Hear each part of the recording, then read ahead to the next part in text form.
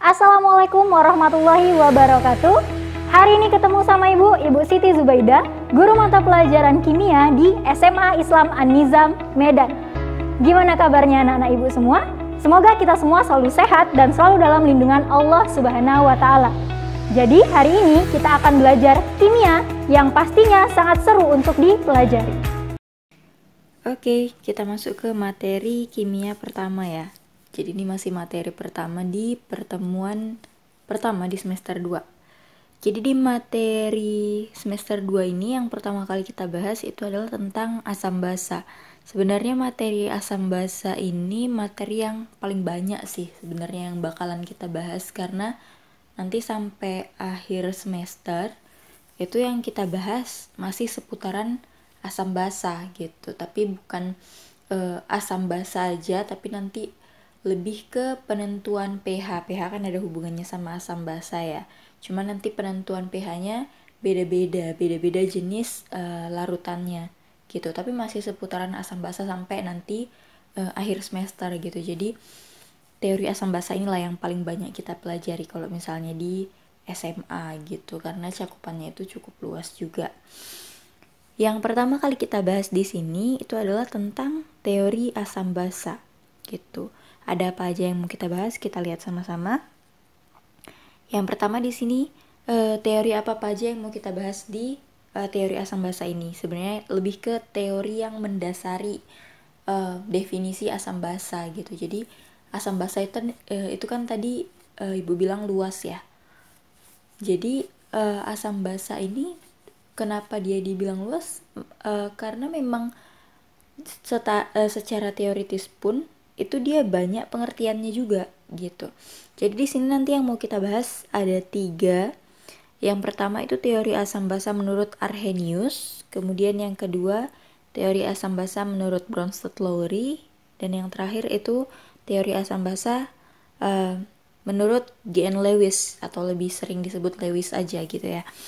Nah, perlu ditekankan sih sebenarnya di sini kalau sebenarnya teori Arrhenius, Bronsted-Lowry sama Lewis ini dia nggak ada yang salah atau nggak ada yang lebih benar gitu. Jadi 3-tiganya ini benar teorinya, cuman lebih ke saling melengkapi aja gitu. Jadi Arrhenius ini yang pertama mencetuskan teori asam basa, kemudian apa yang belum terjelaskan di Arrhenius ini dia dijelaskan oleh Bronsted-Lowry, kemudian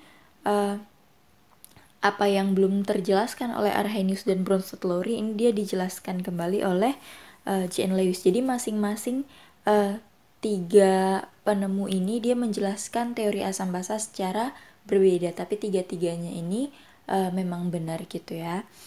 Oke, kita lihat yang pertama teori asam basa menurut Arrhenius. Nah, menurut Arrhenius katanya asam ini adalah suatu zat yang ketika kita larutkan ke dalam air, itu dia akan menghasilkan ion hidrogen atau ion H positif ya.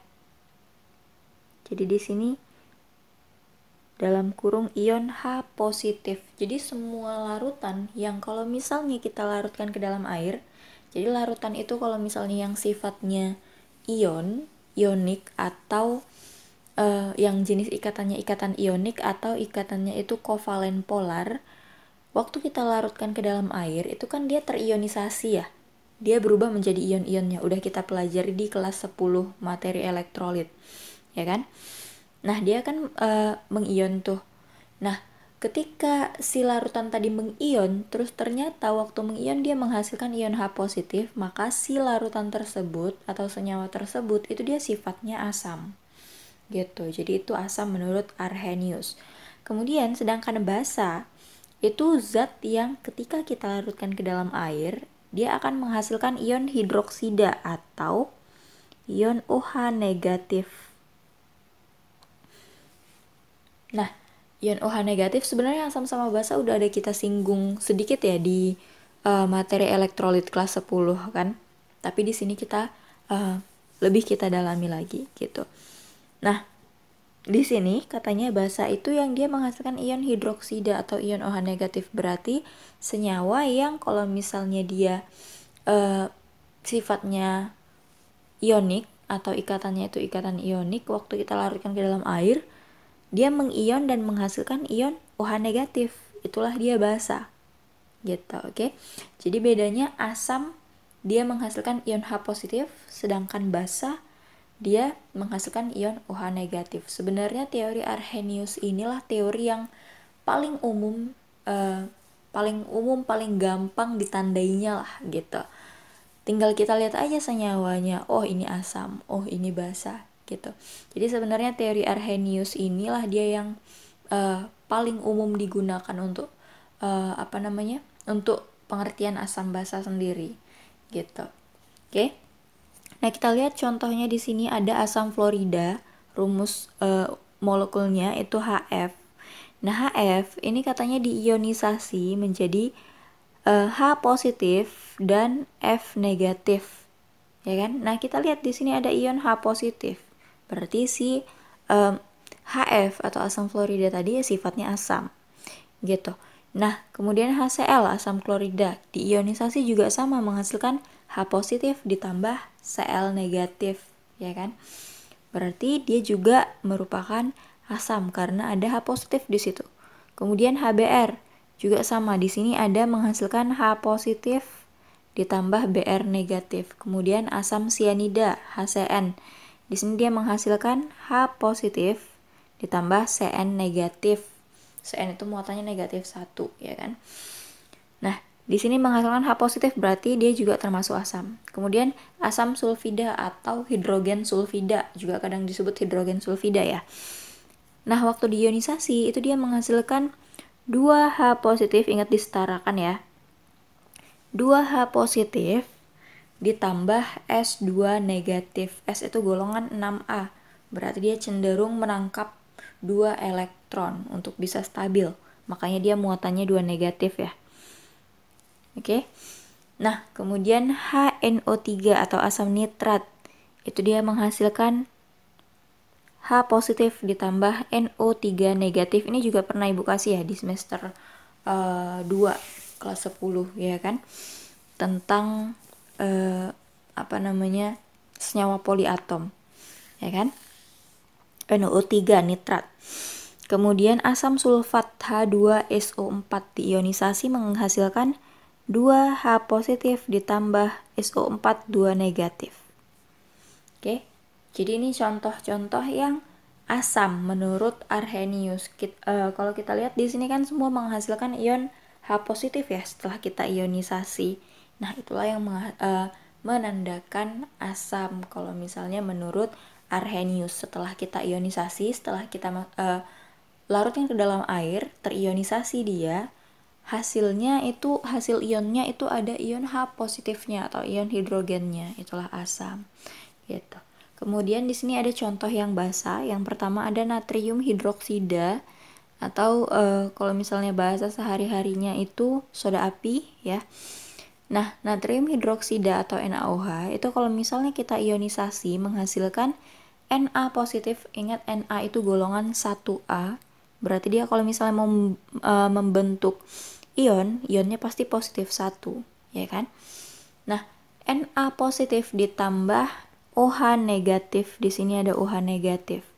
Itu yang menandakan kalau misalnya si NaOH ini dia sifatnya basa karena waktu kita larutkan ke dalam air dia menghasilkan ion OH negatif, ya kan? Kemudian di sini ada kalium hidroksida atau KOH. Setelah kita ionisasi juga sama ya, K positif ditambah OH negatif. K juga sama golongan 1A, berarti dia kalau misalnya membentuk ionnya juga ion positif 1, makanya K positif, ya kan? Kemudian menghasilkan OH negatif di sini.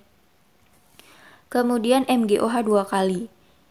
Kita ionisasi itu menjadi Mg2 positif, Mg golongan 2A, makanya di sini dia Mg2 positif ditambah 2 OH negatif. Supaya setara ya, karena di sini OH-nya kan ada 2, maka di sini juga 2 OH negatif. Menghasilkan OH negatif juga dia, menandakan basa juga. Kemudian kalsium hidroksida, CaOH 2 kali, diionisasi menjadi Ca2 positif ditambah 2 OH negatif. Kemudian ini yang di bawah nggak kelihatan ya. Itu ada BaOH 2 kali atau barium hidroksida itu diionisasi menjadi menjadi Ba2 positif ditambah 2OH negatif. Balik lagi ada ion hidroksida di situ, ya kan, OH negatif.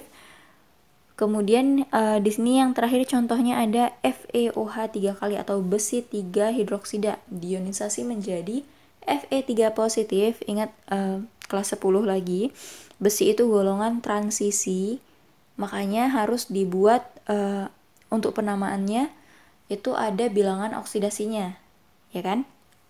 Di sini katanya besi 3 berarti bilangan oksidasinya 3, berarti muatannya 3 positif.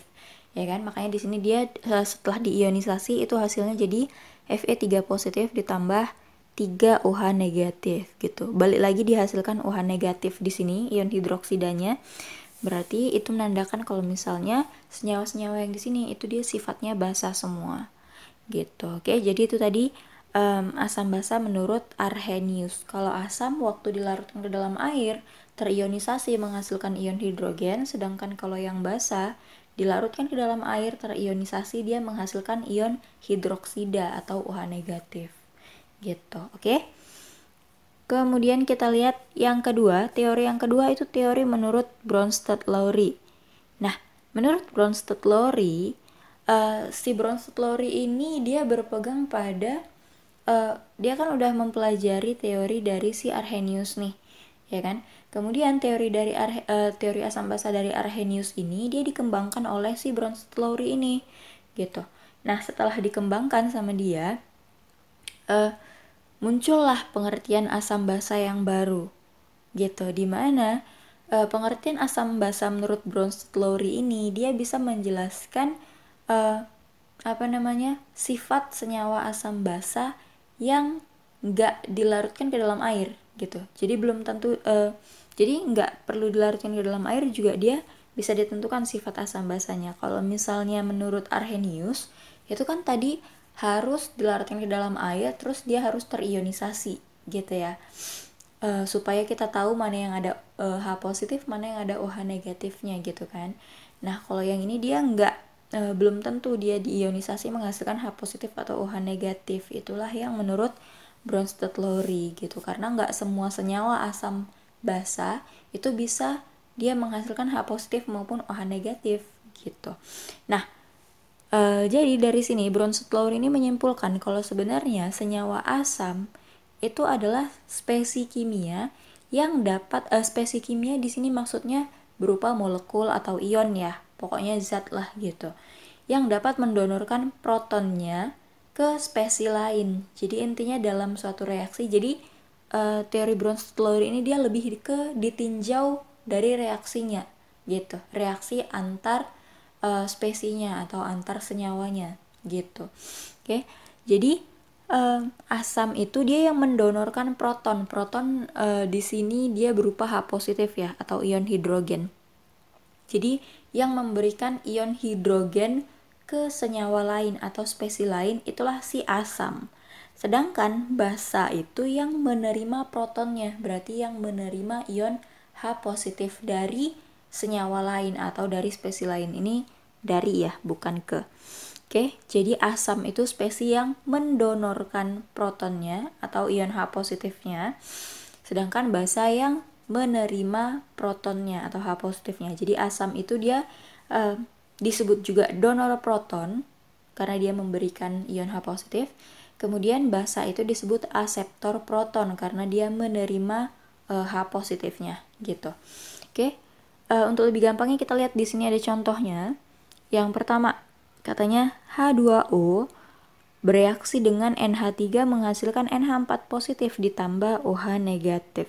Katanya di sini H2O-nya itu sifatnya asam sedangkan NH3-nya sifatnya basa. Kok bisa? Nah, kita lihat di sini.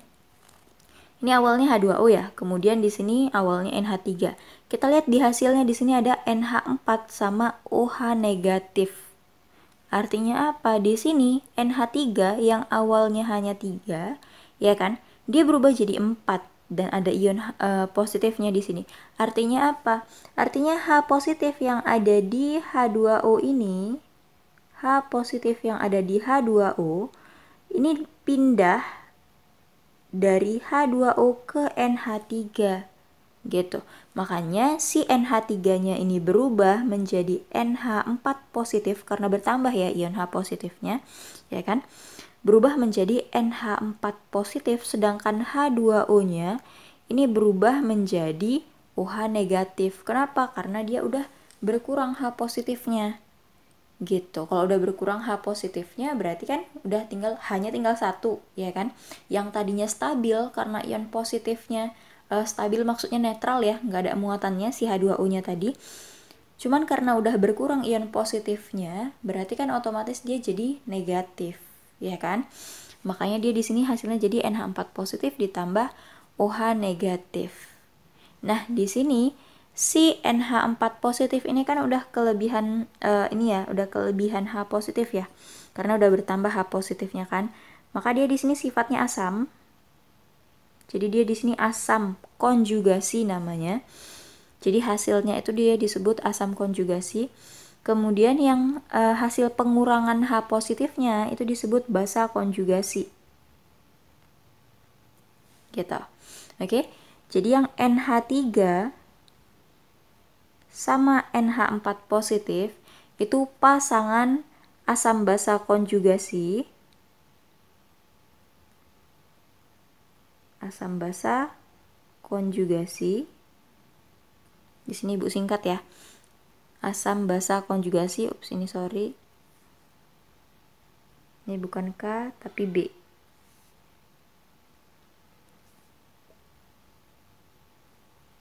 Oke, pasangan asam basa konjugasi, kemudian yang H2O sama OH negatif, inilah dia pasangan asam basa konjugasi juga.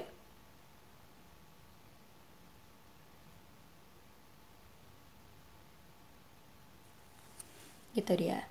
Oke. Jadi di sini H2O itu sifatnya asam. Kenapa asam? Karena si H2O inilah yang memberikan ion H positifnya ke NH3.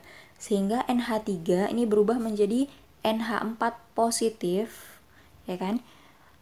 Kemudian si H2O-nya ini menjadi OH negatif karena H positif dari H2O ini dia diberikan ke NH3. Ingat tadi donor proton atau yang memberikan H positif itu kan dia sifatnya asam, ya kan? Kemudian yang menerima H positif itulah dia yang sifatnya basa, gitu. Oke, kemudian kita lihat di sini contoh yang kedua itu ada HCl bereaksi dengan H2O menghasilkan H3O positif dengan Cl negatif. Nah, kita lihat di sini HCl-nya itu sifatnya asam, H2O-nya itu sifatnya basa. Kok bisa? Kita lihat lagi.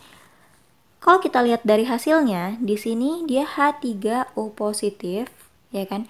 Berarti kan H2O-nya itu bertambah ion H positifnya.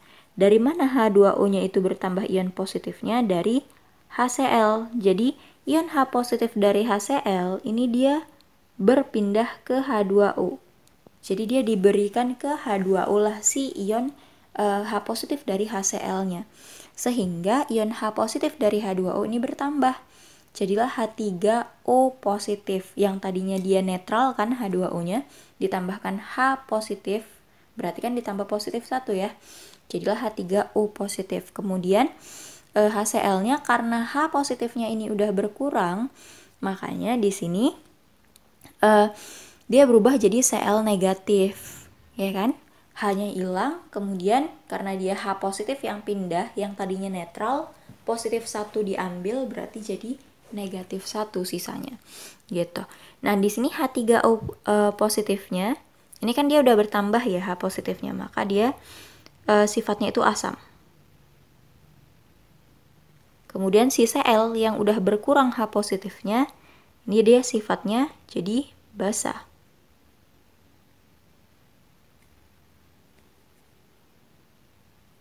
Oke. Nah, kita lihat di sini yang HCl itu berpasangan dengan Cl negatif. Ini pasangan asam basa konjugasinya ya. Asam basa konjugasi. Kemudian si H2O dengan H3O positif Dia juga berpasangan asam basa konjugasi.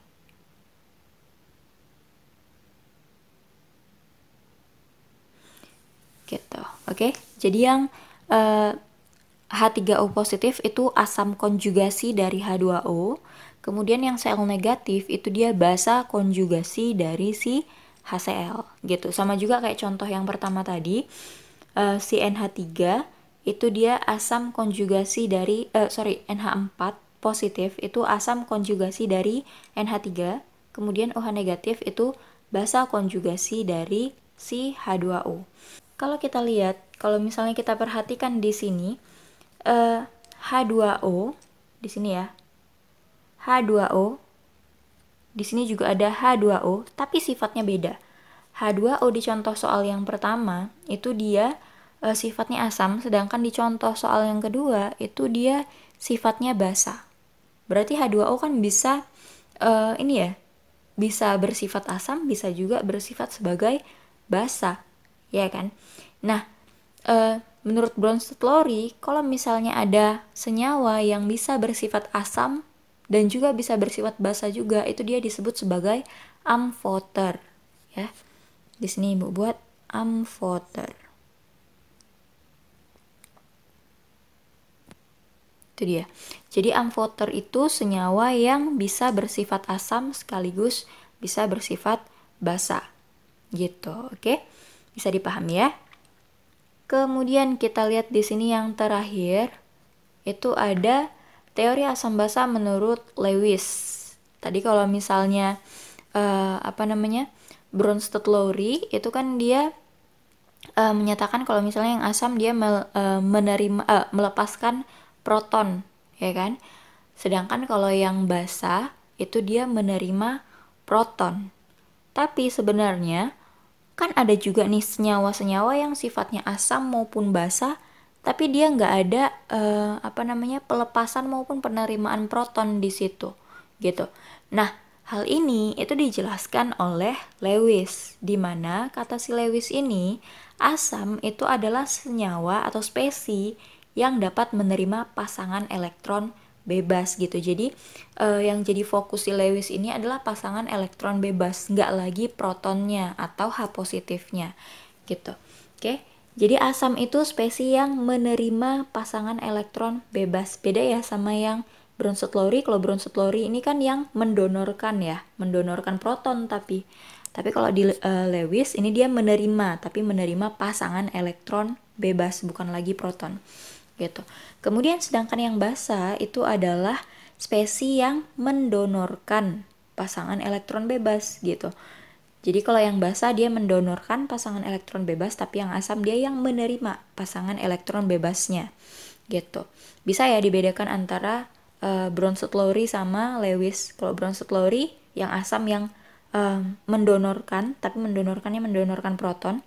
Sedangkan di Lewis dia yang menerima, tapi menerima pasangan elektron bebas. Kalau basa menurut Bronsted-Lowry tadi yang menerima proton atau H positif, sedangkan kalau di Lewis itu yang mendonorkan, tapi mendonorkan pasangan elektron bebas.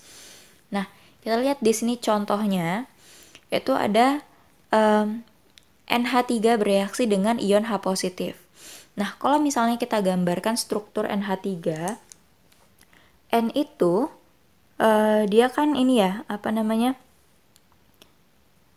N kan golongan 5A, berarti dia elektron valensinya 5, ya kan? Kalau elektron valensinya 5, maka kalau kita gambarkanlah struktur si N ini 1, 2, 3, 4, 5. Kita buatlah kayak gini ya, misalnya. Oh, nggak usah. Oke, 1, 2, 3, 4. Nah, N-nya itu 5, kemudian dia berikatan dengan 3 atom H. Ingat, H itu cuma butuh 1 elektron untuk bisa stabil, ya kan? Butuh 1 elektron lagi supaya bisa stabil. Maka H ini kan cuma butuh 1 elektron, berarti dia ikatannya itu ikatan tunggal, ya kan? Nah, waktu si H berikatan dengan N, maka N ini akan menyumbangkan masing-masing 1 elektronnya untuk masing-masing H gitu. Karena dia berikatannya dengan 3 atom H, Maka 3 elektron dari si N inilah yang dipakai untuk berikatan dengan si H tadi. Gitu. Di sini H yang pertama, H yang kedua, di sini H yang ketiga. Kayak gini bentuk ikatannya. Nah, kalau kita lihat di sini, ini kan ada pasangan elektron bebas ya, yang di sini. Inilah yang digambarkan di ini dia. Jadi berubah kayak gini strukturnya. Ikatan tunggalnya ini jadi dilambangkan sama garis ya. Di sini kan ada pasangan elektron bebas nih. Nah, waktu dia berikatan dengan H positif menghasilkan NH3 di sini menghasilkan NH4 positif. Di sini pasangan elektron bebas dari si N ini disumbangkan ke si H positif. Dimana H positif ini kan dia nggak punya elektron lagi ya, karena elektron di H itu kan nomor atomnya 1, ya kan? Kalau nomor atomnya 1 berarti kan elektronnya cuma ada 1. Waktu dia membentuk ion H positif, otomatis kan dia melepaskan elektronnya nih, elektron yang 1 tadi dilepaskan sama dia. Nah, kalau dilepaskan elektron yang 1 tadi berarti kan otomatis habis ya elektronnya, ya kan? Nah, supaya bisa stabil, H positif yang nggak punya elektron ini dia menggunakan elektron bebas dari si N yang ada di NH3.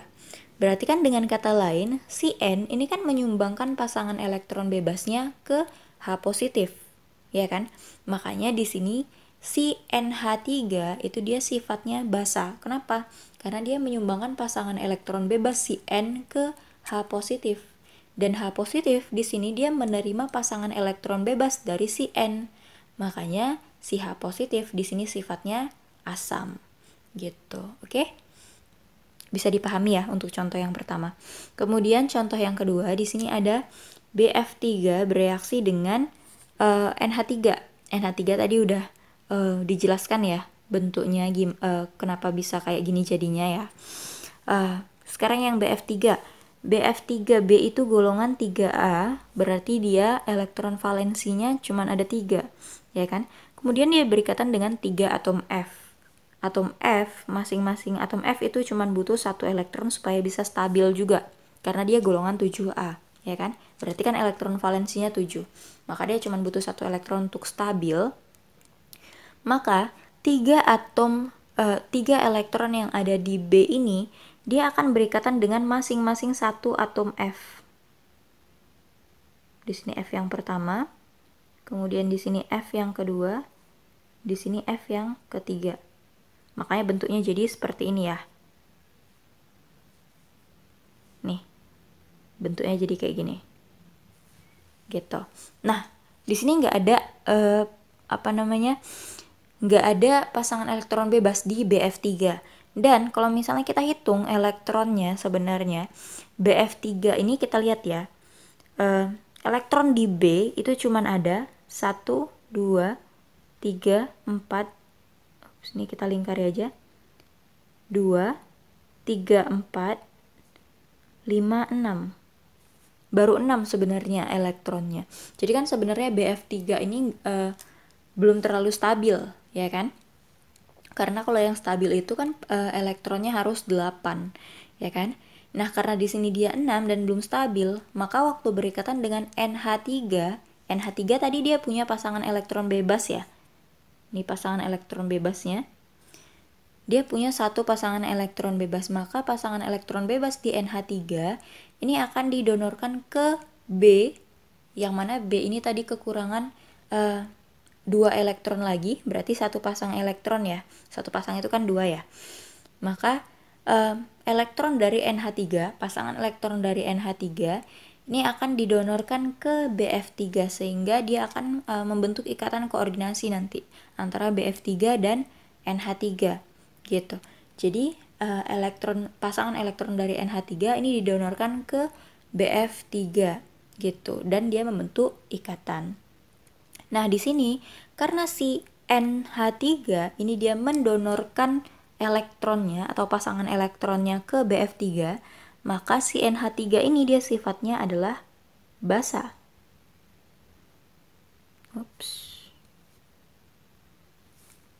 Nah, dia sifatnya basa, sedangkan BF3 yang menerima pasangan elektron bebas ini dia sifatnya asam.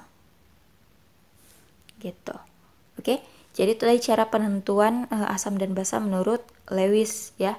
Dimana yang asam tadi spesies yang menerima pasangan elektron bebas, sedangkan basa yang mendonorkan pasangan elektron bebas. Jadi harus tahu dulu sebenarnya kalau misalnya di Lewis ini harus tahu struktur Lewis dari masing-masing senyawa yang bereaksi. Gitu. Jadi itu tadi ya teori asam basa bisa dipahami ya. Oke, sekian pembelajaran kita untuk hari ini. Sampai ketemu di video pembelajaran yang berikutnya. Jangan lupa like, komen, dan share video ini. SMA Islam An-Nizam, unggul, cerdas, Islami. Assalamualaikum warahmatullahi wabarakatuh.